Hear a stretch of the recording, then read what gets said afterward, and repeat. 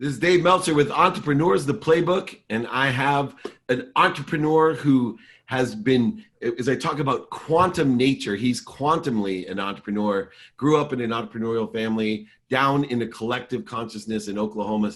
How are you, Scott Fischer? He's the CEO of Dippin Dots, one of my favorite companies, favorite products, but it's not what you think it is. Scott, welcome to the Playbook.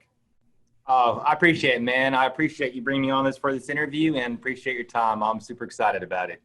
Well, you're blessed in one way that, not only did you have the guidance of your parents who are entrepreneurs, but genetically you have what I have. You have this gene in you that looks at things differently. So the first question I have is, do you really believe in what I'm talking about, that you're just genetically fit to be an entrepreneur? Man, there's definitely a hunger there. There's a hunger there, I think, with entrepreneurs. That's one of my drives, is that adrenaline, for the next deal, the adrenaline for the deal, the adrenaline of working with the team to put a deal together, and that's one of the areas we've been blessed in, is with just a great team at Dippin Dots, just a team of veteran soldiers to jump in the trenches with me. And all of that with just having the hunt for business, it feels good. Well, the other thing that you have in common with me is you look for opportunities where things are oversold, right? You don't want to buy something that's already at its peak, or in my opinion has been overbought, and you've done really well. In fact, people were really down when you bought Dippin Dots out of bankruptcy, including some pretty famous people. They were pretty down on the idea of Dippin Dots. Exactly. But like every other entrepreneur, you saw the capabilities of Dippin Dots far beyond just in selling dots, and you've taken it to a whole new level. What are some of the things that you look for when things, because we're going to be coming into another 2008, right? There's going to be a lot of bankruptcy, there'll be a lot of bargains out there. Absolutely. What do you look for in a company to see if it's oversold?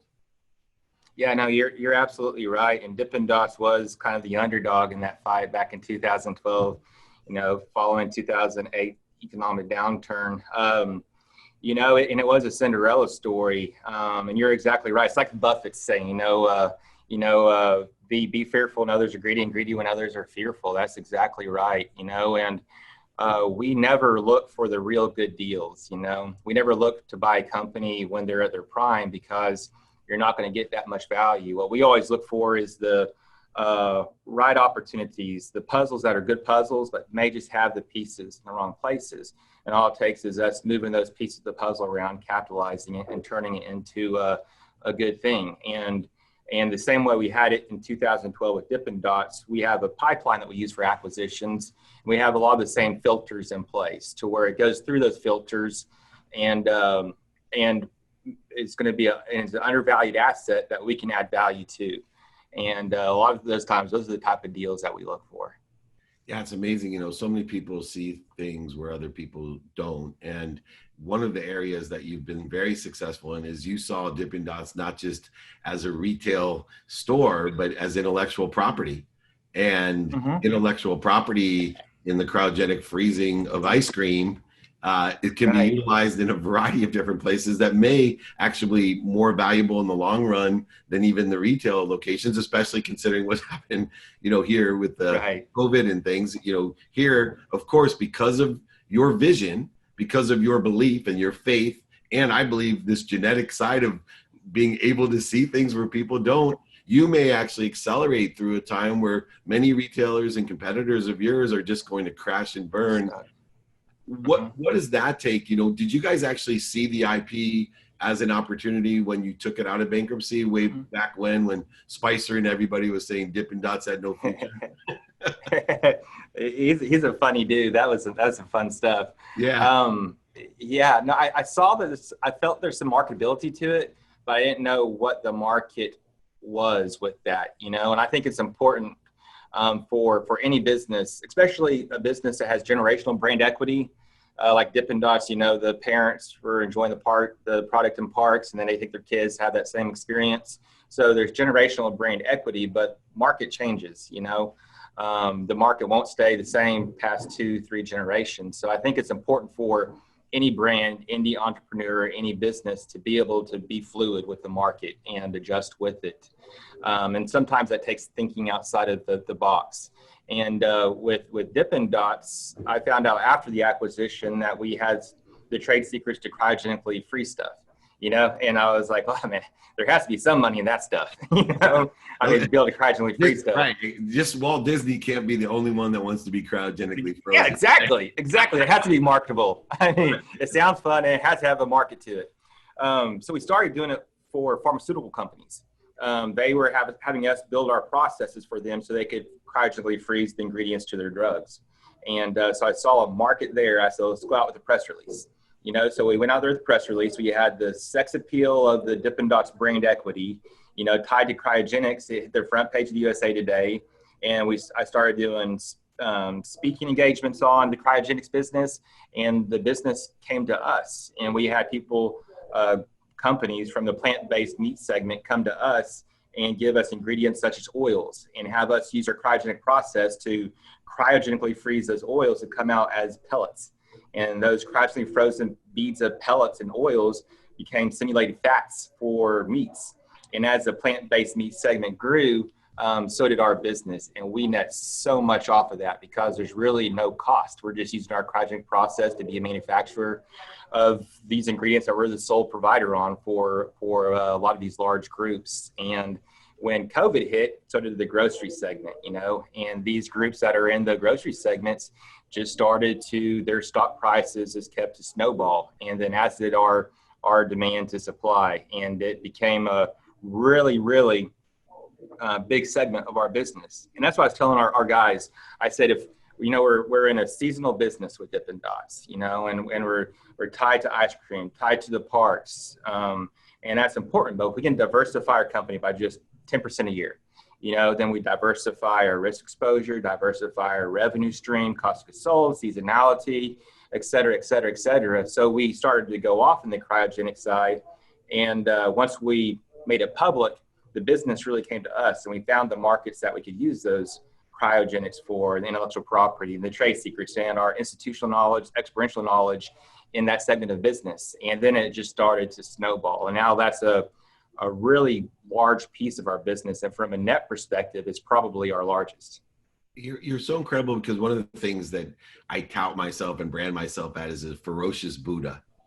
And I like to make room. I always say I like to make room for what I want. I allow things to happen. I take energy out of things. I don't create resistance, void, shortages, and obstacles for myself. Convincing one person, the amount of energy it takes to convince one person that has a closed mind, I can use the energy to convince 1,000 people with open minds. So why worry about the one, right? And to that respect, I joke around that Roger Goodell should hire me, but after hearing you, I think he should hire Scott Fischer, because for example, what you did with Spicer, right? When he was attacking you, is that you took all the energy out of it and even use it as a branding opportunity to say, hey, we're connecting dots. We connect things.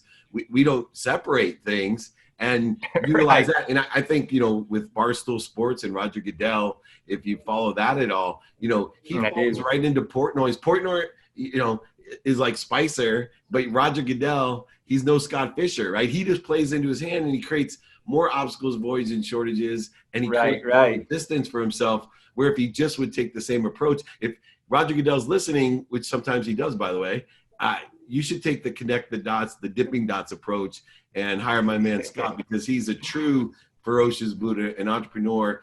Where did the philosophy, because it's obvious in all the different things, it's not as it appears, right? There is this almost Buddhist energy about you that I see things at a higher awareness, and I'm looking to make room for them. Like you said, very few people would have taken the approach, and it's one that I believe in branding, that all I'm going to do is educate the market that I cryogenically own this, and then allow people who need me to come to me, right? And yeah, and you're not spending all the dollars, trying to find the people who need it. You just put the information out there and allow the frequency to work for themselves. Was that philosophy or awareness trained, educated? Did you watch your parents use it? Because it is a life philosophy. It's not just an entrepreneurial one. Right. And I think it's just looking at life as a blessing. I feel more comfortable being a learner, not a knower, And so when I came into Dippin Dots, I remember like the first week sitting in the boardroom and thinking, I know nothing about selling ice cream. That's a scary feeling. That's a really scary feeling. Think about the debt service associated with it, sales, everything else. But what I did was I found someone with a really, really impressive Rolodex. And I took that Rolodex and hired him as a consultant to introduce me to people. And I met people. I met a lot of guys out in the field, veterans, that had a lot of wisdom, a lot of experience, and a lot more experience than me. And I started hiring those guys as my senior management team and building up my senior management team of all these guys who were just experts in their niches. And these are guys that have been in the business for a long time and don't need to work, but they want to just because they love the hunt. They love the fellowship. They love building something. And so I had a senior management team with no egos, just guys that just want, and ladies that want to build a business and build a brand. And for me, I can learn from that, And the same way we do in the market, we have that same philosophy, let's learn from the market. I hire leaders to be part of my team for their leadership. So I use their leadership, and we do the same thing in the market. We learn from the market. So I think there's a certain blessing with kind of sitting there and being able to be aware with your surroundings and having awareness of the market. And that way that, I wouldn't be, or another entrepreneur wouldn't be closed-minded to those opportunities out there. Because when you're open to those opportunities and you keep a certain amount of acceptance to being aware of those opportunities out there, then sometimes they can come to you. And when you see those, then you can be more fluid and move with the market. And if you're open to being fluid and moving with the market, then it's easier to capture those type of opportunities as they come up. What's so funny is you were talking about being a learner, not a knower. When I was 18, I told my brother, the doctor, that I hated hospitals and I was pre-med. And he said to me, you gotta be more interested than interesting, David. And if my brother's from Oklahoma, he would have just simply said, David, you got to be a learner, not a knower. That's the same thing. So I love that a lot. Now, obviously you aggregate, I get hired a lot as that type of consultant that not only has situational knowledge and experience. I paid the dummy tax, which is the main value why people hire me. Why should you have to pay it? I've already done it and lost it. But moreover, those introductions, but you said something really interesting about putting together a group of women and men, high-level executives that are successful with their own relationships with no egos. And I know that people like you must have some sort of perspective on fear. And so I'd love for you to share how you feel or deal with fear and allowing or fighting or getting through that. What do you do with the fear that exists for you and your management team? Yeah, absolutely. And fear, I believe, exists in every business. I think fear is healthy. It creates caution and creates a very conservative, pragmatic approach to any situation. But with there being no egos on my team, one thing that's always been important for me is for everyone to have a voice. And we try to keep that type of ability the whole way up the corporate infrastructure, to where people feel safe expressing their voice, their thoughts, their opinions. Because one thing that I've learned is that everyone knows their niche of business. There could be some guy in the production area and his focus is that niche, and he's going to know that niche better than anyone else. So for us to keep a culture, a knowledge that you can feel free to talk about what you want to talk about, or voice concerns or thoughts, ideas, that's healthy for us as an organization. So I try to keep that type of culture in place. And that creates new ideas. That creates our ability to work together, to have creativity, innovation, to be able to think outside the box, to have good ideas, to have bad ideas. If it turns out to be a bad idea, to be able to recognize it's a bad idea, without any type of penalty, and know when it's right to walk away, And I think that type of communication and that type of culture is a necessity for a successful business. And that way there's no regrets of the past, or anticipations and fears of the future, but just a peace in the present and being present in the moment to be able to capitalize off events. Yeah, I know you and I both believe in being present. I know you take peaceful, still time. I call it meditation. I do 20 minutes a day. And I know it has had a major impact in your life, being able to have that awareness and presence. Mhm. Although today we have a compressed time of uncertainty, I always tell people, look, there's always uncertainty. It's just compressed because we're in accelerated change. And, some of Right. the areas in our industry have accelerated a decade worth of change within 12 weeks. What through that stillness, that neutrality, that peacefulness, what do you see next for you as an executive in the company? Next for myself, um, as an executive, that's a good question. I've actually been doing a lot of reflection off that the past couple of years, and one thing that I want for myself is never have a brand or a title be my identity. I always want to just be a leader to the company and be involved as long as my leadership has value. So that's kind of the way I see it right now, and just see myself as a blessed 40-year-old kid, with a lot of good people and a lot of wisdom around me. So I'm just having fun. I see a lot of opportunities for us as a brand and the company. So I just feel lucky and blessed to be along for the ride. I wish I had you as a mentor when I was your age, because my biggest thing was I identified myself by my bank account. My entire everything about me was identified by how rich I was or where that was, and it was an awful experience. And now I share yours with being in the enjoyment of the consistent, persistent pursuit of my potential, and not voting for what other people want for me, but voting for what I want for the betterment of everyone, receiving what I can to give to others, to elevate myself. And as you know, I'm on a mission to empower over 1 billion people, looking for 1,000 people like you that I know will do the same. And we can create a collective consciousness together of happiness and health and abundance, right? A world of more than enough. I always have my piece of advice to everyone is, be kind to your future self and do good deeds. I like simple pieces of advice. Do you have, I know coming from the South and the parents that you have, you must have a couple good golden nuggets. At least you could share one with me. Just one of those simple things that can change somebody's life. Yeah, you bet. One thing that I've been really focusing on and reflecting on for myself, especially for the past 12, 24 months, has been wherever I'm at to be there 100%. If I'm on vacation, be there 100%. If I'm in a different state, be there 100%. But living life with intention has been really important to me, to be intentional with what I do. It helps bring me back to the presence, I think, to be present in the moment. One of my personas, or I say character defaults, is when I do chase that deal, when I do get in that hunger mode, it's really easy for me to get in autopilot, A to B. And when I go from A to B so quick in autopilot, sometimes I miss everything in between, and so I try not to do that. When I try not to do that, I find myself getting more present in the moment and being aware of my surroundings, aware of myself, which makes me a better leader, makes me better to myself.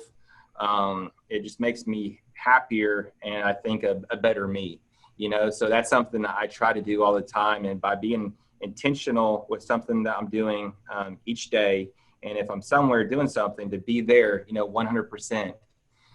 That's been something I've really been trying to focus on. And since focusing on it, I've been a lot happier. Yeah, it's a beautiful lesson to learn that everything surrounds us, we've intended, and we actually can give meaning to everything that we've actually intended by staying present in doing that. And you're doing an exceptional job as a leader and as an executive, and to empower all those people, not only to make more money, but to help more people with all the pink tie stuff that you do, the philanthropy that you give. Everything's coming through you. And what an honor to have you on the Playbook. I appreciate it. You're not only a CEO, but I call you a CBO, the Chief Betterment Officer, not only bettering his company employees, but himself. Scott Fischer, CEO of Dippin Dots, here with Dave Meltzer on Entrepreneurs, the Playbook.